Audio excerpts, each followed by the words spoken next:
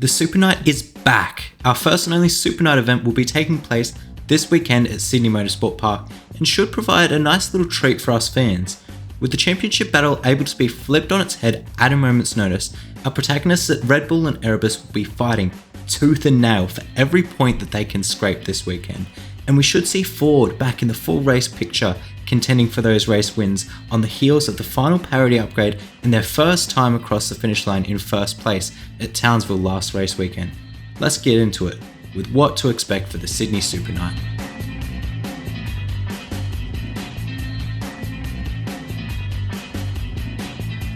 Now, as previously mentioned, this weekend is going to be huge for the championship.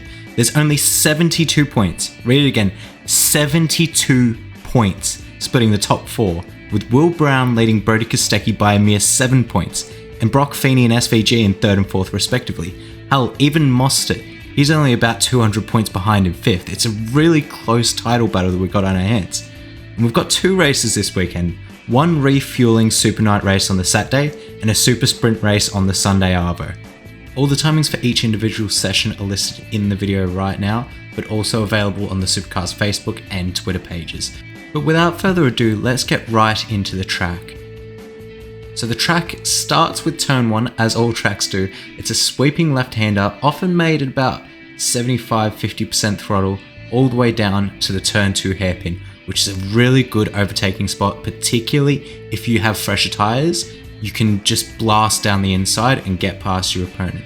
Now turn 3, turn 4 and turn 5, these are about setting up your move, trying to get your opponent to sort of put themselves in a weak position, trying to outposition your opponent, and especially if you have a better tyre advantage, trying to put yourself in a spot where you can make a move into turn 6. You have to be careful through turn 5 just not to cut across the track limits. You wouldn't be allowed to do this in the race on Saturday or Sunday, and then you can set up your move into turn 6. If you can't get it done at turn 6, or if you get done at turn 6, out through turn 7 and into turn 8, another sweeping hairpin, it's a great spot to make another overtake.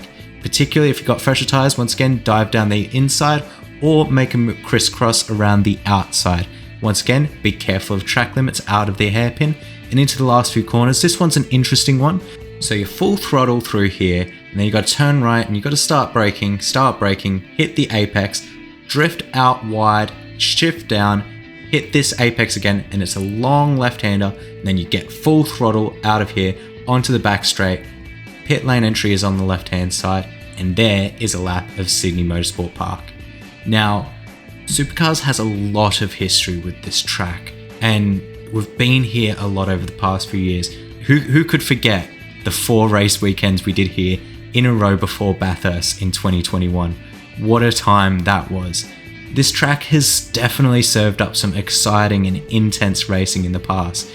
And so far, throughout the past year, Gen 3 has really proven to be an exciting racing car. Even if a little bit fragile and easy to break, it's been exciting, and I'm really excited to see how these cars run at Sydney Motorsport Park. Obviously, we've seen them run at tracks like Perth, at tracks like Darwin, and they've done well there. And I think Sydney Motorsport Park will be no exception. Especially that we've got 4 title rivals racing against each other this weekend. I mean, you know, there's never been incidents between title rivals at Sydney Motorsport Park before in the past, has there? This is Russell Ingall and Mark Skaife. We said that it was a very, or at least Bob Jade in that instance, come to blows. We've seen Longhurst do it. Now, while certainly anything is on the cards in these races, I think we have to keep our level of excitement restrained a little bit. They did a lot of testing at these tracks, and they did all their shakedown and sort of pre-season testing at this circuit. So they do know it pretty well, and it doesn't look like there's going to be any rain like the past few Super Nights have had, or at least had the threatening of it. So we won't have that exciting element to add to the race. However, one thing that the Super Night does have is that it's gorgeous. I mean, racing under lights with the cars all lit up, the car lights on, there's something fierce about it, you know. I don't know how to fully explain it. One other thing I love about the Supernight races is that for some reason, Supercars have this really cinematic camera that they only whip out for these races, and it looks stunning. I mean, look at these pictures side by side, and you could just see the difference. The one on the right hand side is just that much more beautiful. It's that much better. It literally looks like it's from a 4K movie. It's insane to me. It's one of my favorite things about the Supernight, just these camera shots. And here's one for like reference. It just doesn't match. You know, normal cameras do not match that quality. Now, of course, while I'm excited about the prospect of hard battling and potentially crashing in regards to our championship leaders, there is a little bit of me that's disappointed, perhaps, with the lack of racing and just the lack of on-track action for Supercars this weekend. Obviously, they've already done testing at this track, so they probably don't need practice sessions as much, but we've only got the 2 races and one of them is a 36-lap race. It's really not much. I feel like if we were going to do this, we could have had 2 races on Sunday or a longer race on the Sunday. And I don't think there's any justification that makes sense for this to me. Even today, I'm recording this on a Friday and there was some on-track action with S5000, Porsche Challenge and the Super Utes, and it wasn't shown on TV, and they could have had just at least one practice session for Supercars.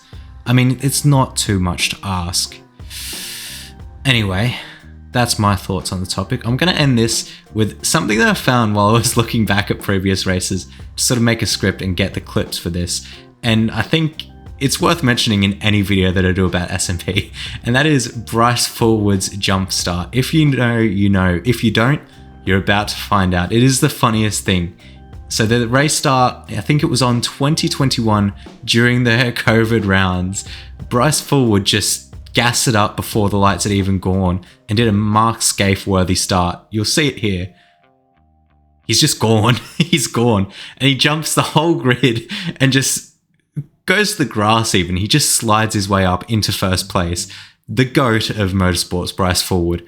And for real though, Jamie Whincup that year also got a great launch, but genuine. And it's from Brodie Kostecki's footage.